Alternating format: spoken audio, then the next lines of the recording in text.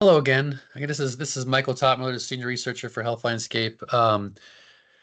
I've already shared a few videos looking at global health mapping, some how to create maps within HealthLandscape, as well as in Google Maps. In this video, a short video, I want to talk a little bit about uh, some other things that are related to global health that have to do with your section on complex emergencies.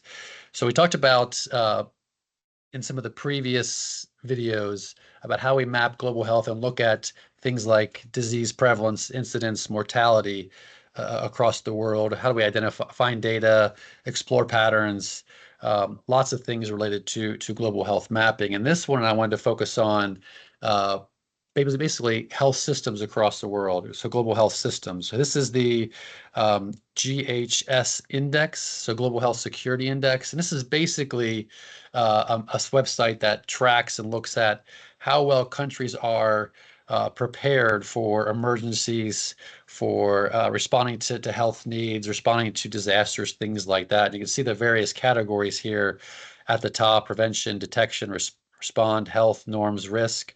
And you can see the map here, if we scroll down a little bit, that darker colors indicate countries that have higher scores. Again, the US, Canada, some of the highest scores, Europe, as well as some of the lowest scores here across Central Africa, uh, uh, Asia, South Asia, places like that, so you can get a sense of what's going on. Now, if we look at these categories here, what they mean, basically the prevention is prevention of the emergence of release of pathogens, so some disease prevalence, things like that.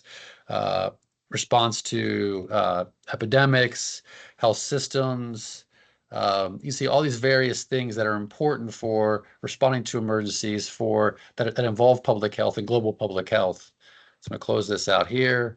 So we can look at these various categories to see how these countries uh, are rated based on these various things here. And you can look at all of these things here. So health systems, again, it gives you more information about how this is defined, what data are used to define this, and get a sense of what countries have stronger health systems compared to other countries. And again, we see a lot of the same patterns that we've seen in the previous videos. I don't want to spend too much time on this because I want you guys to explore this yourself. This is one way to get a sense of what's going on globally and for your country. How well is your country prepared uh, for some kind of emergency, an epidemic, something like COVID-19? Now, related to that, I wanted to pull this map up here. This is the internal displacement update map, and this actually looks at and tracks people that are forced to move, that are displaced because of some kind of disaster, whether it's a conflict, whether it's a natural disaster, a hurricane, something like that. So you get a sense of around the world where people are being displaced. So you can see in the U.S., you have displacement for various things, usually natural disasters, but you also have all these areas in orange which talks about displacements for some kind of conflict. You get this, the bigger the circle, the larger the displacement. Again, the blue circles are for natural disasters.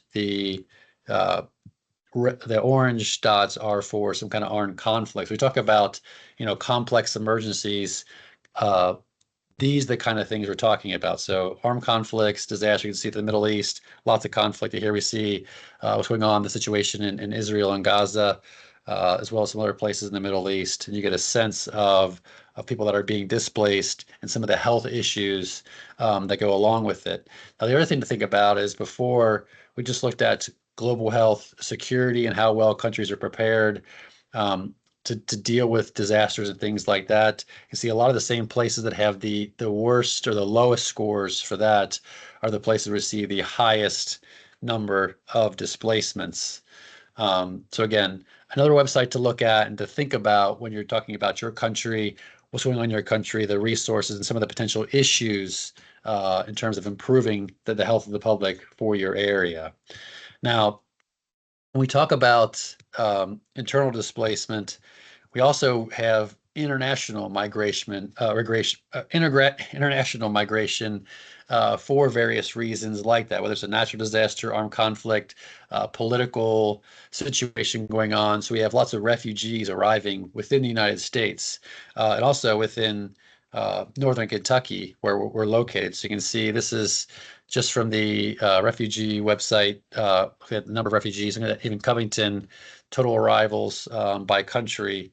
You can see where they come from: Afghanistan, the Congo, Ukraine, Syria. You look at this over time with language, you get a sense of, we think about global health locally. This is one of the things we're thinking about, this, growing population of refugees, of immigrants from other locations that may be accustomed to or more prone to certain diseases that we need to think about in terms of from a public health perspective. We've already seen this website here about the U.S. foreign-born population. Again, a very similar thing. We can see, the number of foreign-born in the U.S. as well as in Kentucky. Here we have 184,000 plus foreign-born people in the latest estimates. And you could also look at this by country and say, okay, we know we have a lot from the Americas, from other places. About some of the war-torn, Ukraine, somewhere else where we have potential refugees coming in. You get a sense of the numbers and the growing numbers and where they're going and where they're coming from. And again, this plays a role with public health systems and kind of the response that is needed to deal with these influxes of populations. So with that, I'm going to stop this video. And I look forward to the next video. And again, if you have any questions, feel free to email Dr. Visman or myself. Thanks.